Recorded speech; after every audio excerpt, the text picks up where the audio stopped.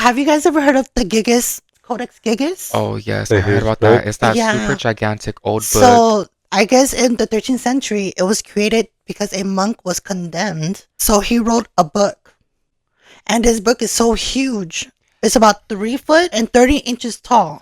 And it weighs 165 pounds, as much as a grown man. And he was able to do this within the walls, Mhm. right? Because they closed it up. Yeah, so he was trapped within this wall. Like, where is he getting these, ingredients? And that is where they believe that he conjured the devil. And he sold himself to the devil. That's why they called it the Devil's Bible. Mhm. Yes, and within that book, it's basically a book of spells. Incantation, rituals, Incantations. even exorcism, you guys.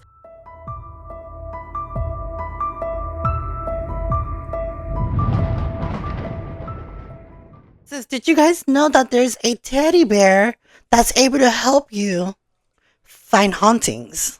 These Yep. two are going to talk about it because they know more than I do. But a little backstory. Did you guys know that Theodore Roosevelt was the inspiration for the first plushie teddy bear? Yes, I heard Yes. about that. Isn't that crazy?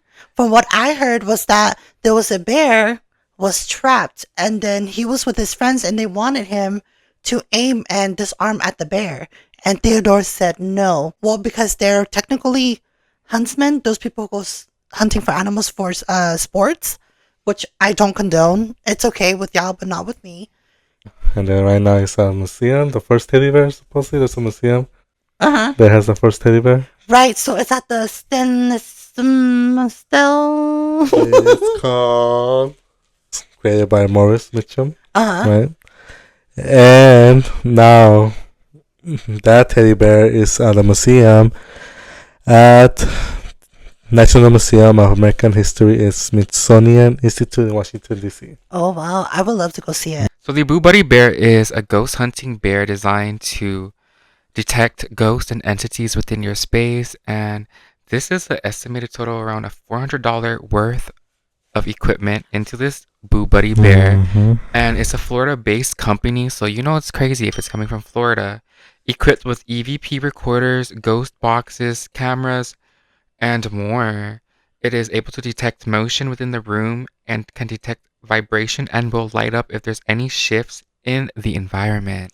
Oh, my God. So So- this Boo Buddy technically was created for ghost hunters. Ghost hunters who wants to, I guess they want to make it cute. To make it cute. Because technically this bear is cute. Can detect, ghosts, EVP, radioactive temperatures and all that stuff. Mhm. Mhm. When interacting with the supernatural. So I guess it's one of those bears that make noises and like talks back to you. Detects a ghost, is gonna talk to you like, oh, I see a ghost. Oh, no, I don't And want one. so if there is any type of spiritual presence in the room, allegedly this Boo Buddy Bear is said to light up. And it could detect like even the lightest vibration. Mhm. See, now y'all playing with the Ouija Like, boards and stuff. Electromagnetic frequencies and temperature. Mm. So that is how specific it's able to get. So, like a medium, a medium, Very Yes, much this bear is medium. basically a medium. but in a bear. Yeah. Want to explain a bit about the medium?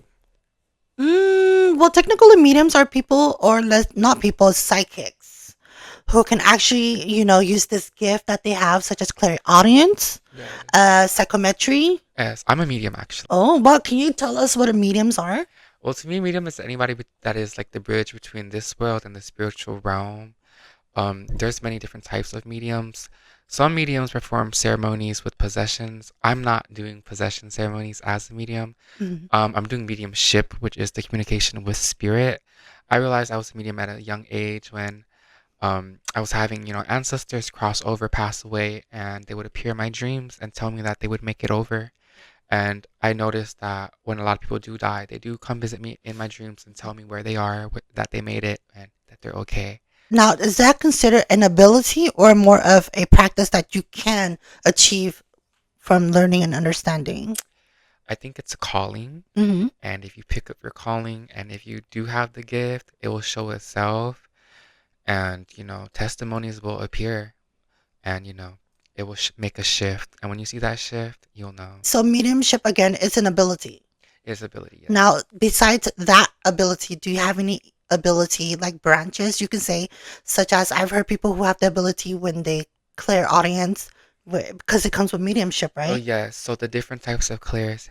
Yes, I'm mainly claircognizant as well. I'm also like clairaudient, Mm-hmm. and I'm also visual as well. Mm-hmm. Um, to me, visual, like clairvoyant is like seeing things. You can either see it in your dream, because you're seeing it, right? Visually, you're seeing it in your dream, or you could see it using your third eye. You could be awake for that one. Mm-hmm.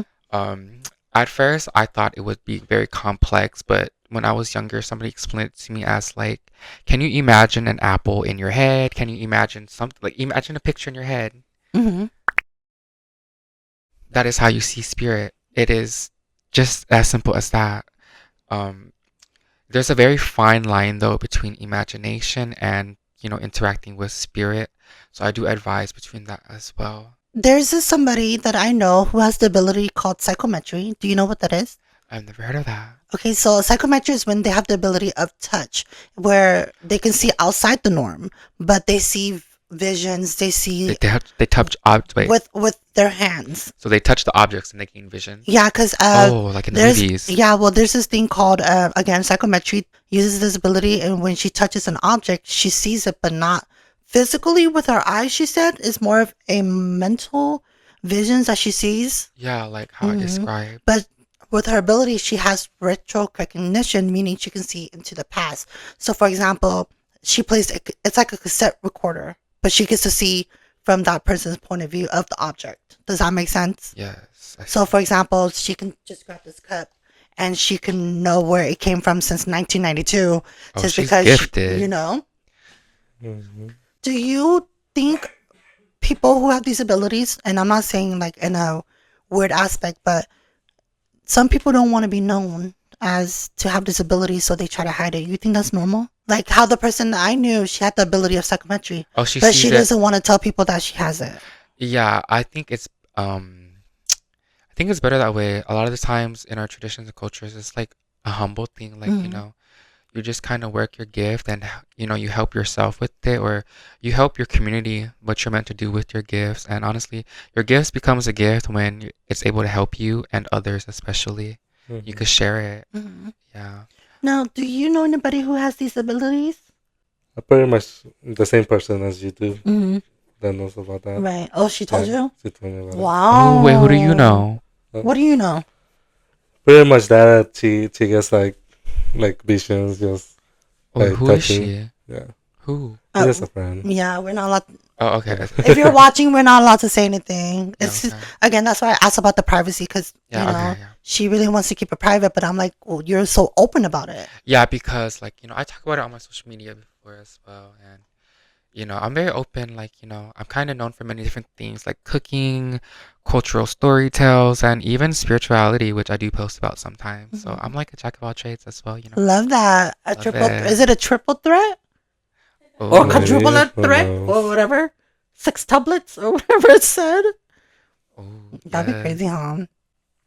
Now, do you guys know anybody that have these abilities? Drop down a comment. It's okay. You don't have to tell them their names, but let us know because we want to know. Like, do you mean these abilities? Yeah.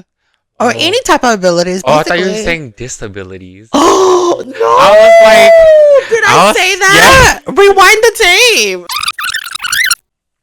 Now, do you guys know anybody that have these abilities? Drop down a comment. It's okay. You don't have to tell them their names, but let us know because we want to know. I don't know. I think having this bear will probably help some people Uh huh. who believes like their house might be haunted. Who knows? I would want one. As But- a medium, honestly, I don't think you need these type of things because if you think about our ancestors, they did not have no $400 bear. They had their intuition. They had their community. They had guides, certain things that were passed on to guide you. But I don't think it's necessary. But I think it is a very interesting take on modern divination tools because I guess this can be considered a divination tool, just a modern one. Oh yeah, I can see that. Yeah, I can see that. I'm not against it, but I'm willing to try it. Same. For $300-$400? No, not for. I got bills to pay. To be honest, That's why I said I wouldn't know about $400. if I was gonna pay $400 for a bear, it needs to help me pay some bills. Have you guys ever heard of the Gigas Codex Gigas? Oh, yes, The I heard huge about book? that. It's that Yeah. super gigantic old book. So I guess in the 13th century, it was created because a monk was condemned for a sin that was so unspeakable They that locked him behind Mhm. the walls of the monastery or temple he Mhm. was in, unalived within the walls. They trapped him in there. Mhm. So the story was he did something that was unspeakable.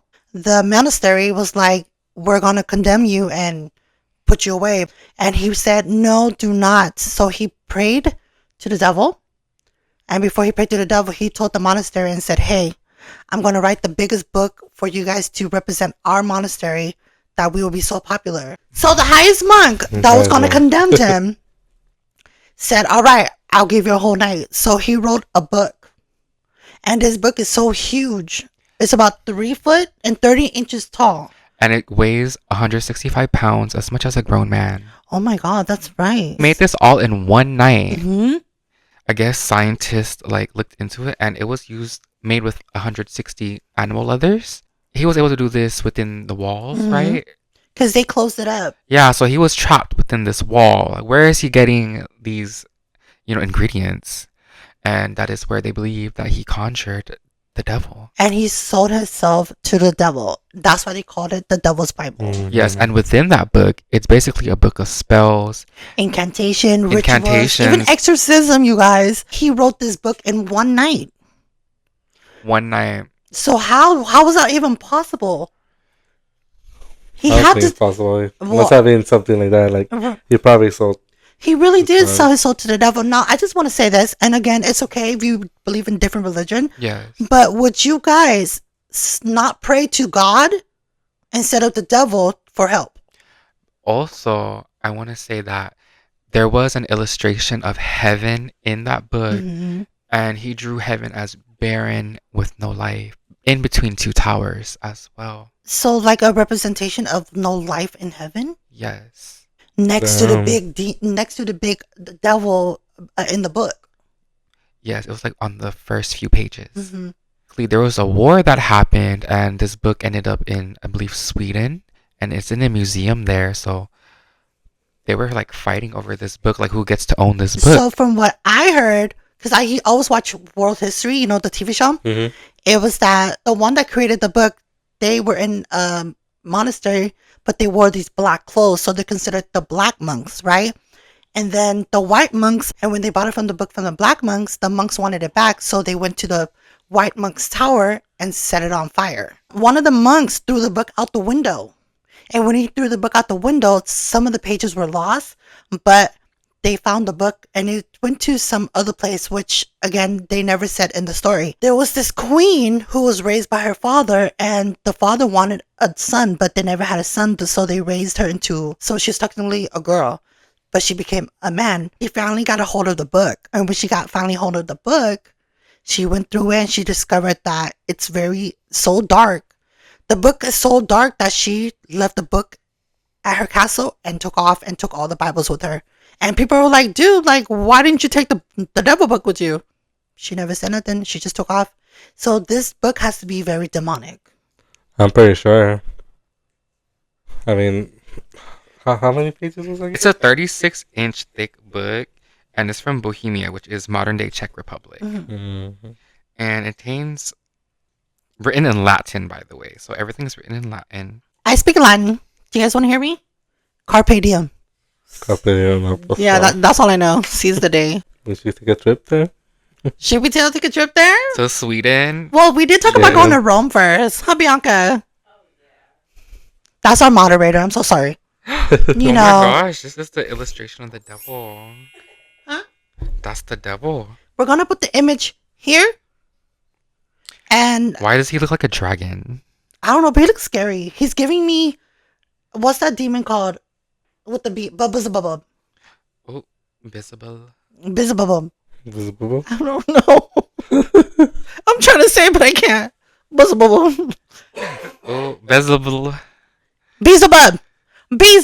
Saw that the book was being set on fire, but everything else was burning besides the book. Yeah. And then years later, like thousands or hundreds of years later in our time, the scientists opened the book and they said every pages was not burnt, perfectly clean. But when they opened the book with the heaven and the devil, the pages were all brown and black. Those are the only 2 pages that got burnt. Wow, the Codex Gigas really is a story that can be shared all around the world. Mhm. And the fact that you said it was from Sweden, It's based in Sweden now, but originally it's from Bohemia, which is modern day Czech Republic. And this is like Wow. from medieval times, so like 1300s this book was made. mhm, And ever since then, like it's been transferred to different, state of powers. Like it's a war prize, so during war they would like take this book, and its final place is now in a museum in Sweden. if you want to check that out, go ahead and check the link in the description box below. I feel like I said all the time, but just a reminder, you know? You guys, it's been a pleasure to have you Mhm. both here, but we do have to end the podcast. Now, do you have anything to say to the audio listeners and viewers? It was nice seeing you guys, but I do want to ask you guys, would you explore a haunted house, like alone though? Like, would you? I wouldn't. Maybe with a Boo Bear. Oh yeah, the Boo A Boo Bear. Bear. A Boo Bear. But what if it's cursed? Hey, we'll find And that's out. that's the topic of this week. Well, thank you for being here. We appreciate it so Yes. much. If you want to get in contact with me, it'll be linked down below, my socials and my info. Yes, in the description box below. With that being said, don't forget to like this podcast, and we'll see you every Sunday on a Witch Dark Tales. Bye. Bye. Bye.